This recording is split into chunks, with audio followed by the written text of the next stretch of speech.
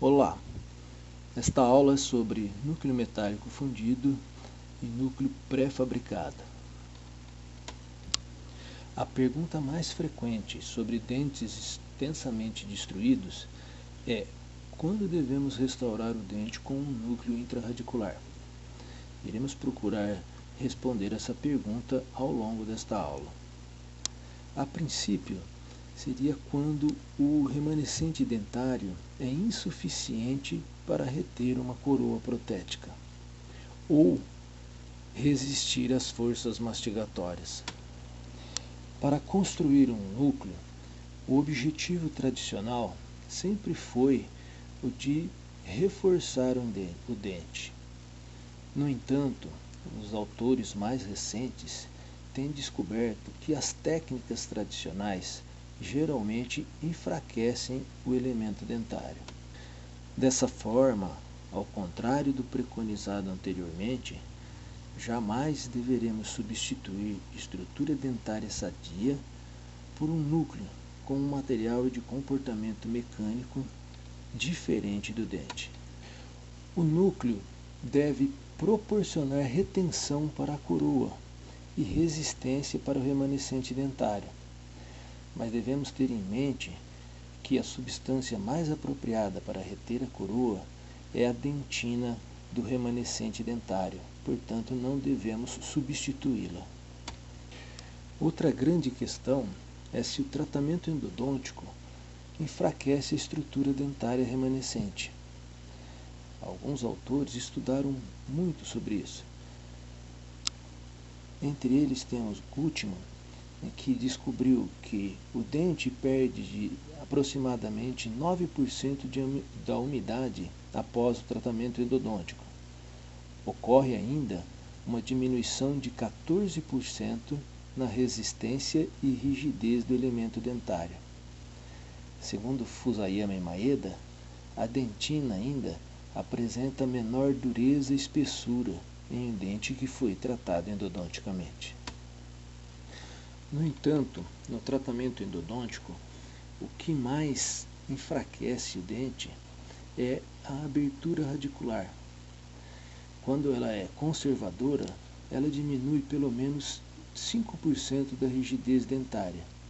No entanto, uma cavidade MOD pode diminuir até 60%. A excessiva remoção de dentina durante o tratamento do canal e o preparo em demasia do conduto para receber um núcleo pode comprometer a resistência da estrutura remanescente.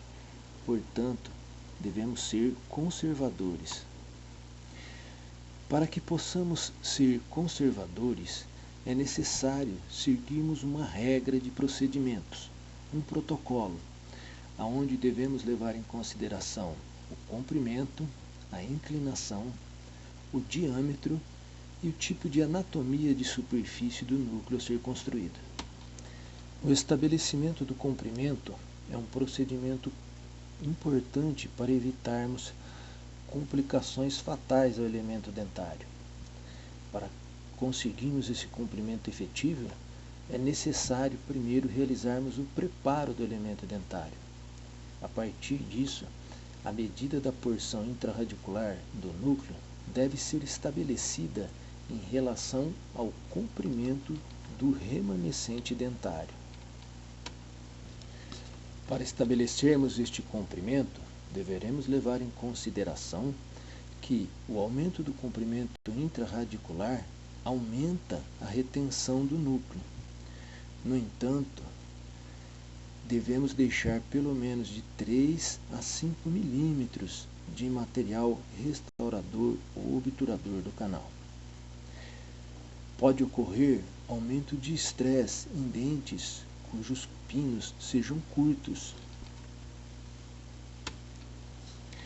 Existem várias normas para estabelecermos o comprimento do núcleo intraradicular. Isto ocorre, pois é necessário em função das várias situações clínicas encontradas. Entre as formas estabelecidas existem aqui: utilizamos 2/3 do comprimento do dente, um comprimento igual ou maior à coroa clínica do dente em questão. O comprimento deve ser o maior possível. No entanto, deveremos deixar pelo menos de 3 a 5 milímetros de selamento apical. Outra norma é utilizarmos um comprimento de núcleo até a metade do suporte ósseo. Para prepararmos o conduto, deveremos também levar em consideração o tipo de inclinação que iremos dar para as paredes internas da raiz. Elas podem ser paralelas ou inclinadas. Quando construímos núcleos com paredes inclinadas, deveremos tomar o cuidado em não construirmos paredes muito expulsivas, pois estas diminuem a retenção e pode provocar um efeito de cunha que leva à fratura da raiz. Já se construirmos em núcleos paralelos, eles exigem maior desgaste, principalmente na região apical. Paredes paralelas também dificultam a confecção e cimentação dos núcleos metálicos fundidos. Núcleos metálicos fundidos, com paredes ligeiramente expulsivas, acompanhando a anatomia do conduto radicular, são as preferidas. Outro ponto importante no preparo do núcleo é estabelecermos o diâmetro deste núcleo. E aí devemos levar em consideração que, primeiro, a retenção não é afetada pelo diâmetro do núcleo. Pelo contrário, o aumento do diâmetro diminui a resistência deste núcleo, podendo levar a fraturas do remanescente radicular. Dessa forma, o diâmetro deve ser tão fino quanto o material permitir. É pelo tipo de material que estabeleceremos o diâmetro do núcleo. Quanto mais resistente o metal, mais fino deve ser o núcleo, menor deve ser o seu diâmetro. Devemos entender que um núcleo altera a distribuição da força, transferindo a área de estresse para o interior da raiz. Dessa forma, uma raiz mais enfraquecida pelo aumento do diâmetro do núcleo receberá as forças mastigatórias de uma forma mais frágil, podendo comprometer o trabalho. O diâmetro do núcleo na região apical deve se apresentar com uma espessura de 1 milímetro. Devemos lembrar que essa região, muitas raízes apresentam um afunilamento muito grande no seu diâmetro, e um diâmetro de desgaste para colocarmos no núcleo pode enfraquecer demasiadamente essa região. A anatomia da superfície do núcleo depende do tipo de núcleo que iremos construir. Eles podem ser lisos, como os núcleos metálicos fundidos, ou apresentar a forma de parafuso ou serrilhado, como os núcleos pré-fabricados. A condição do tratamento endodôntico é um ponto importante que deveremos avaliar durante a construção do núcleo. Deveremos avaliar a condição de condensação do material obturador, a presença de lesões periapicais, tais como calcificação do conduto, avaliarmos o tempo de tratamento deste elemento.